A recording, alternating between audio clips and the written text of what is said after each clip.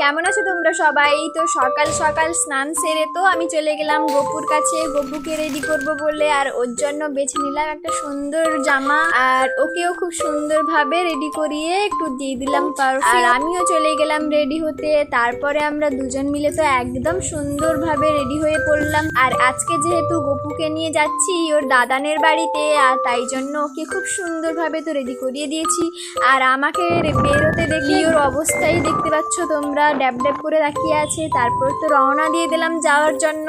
আর finally বাড়িতে তো পৌঁছে গেলাম। এখানে বোনকে আর মাকেও দেখিয়ে দিলাম। আর আজকে যেহেতু আমি এসেই ভাবছিলাম পুজো দিতে যাব বোনকে নিয়ে, তো আর সঙ্গে গপুকে নিয়ে চলে গেলাম পুজো দিতে।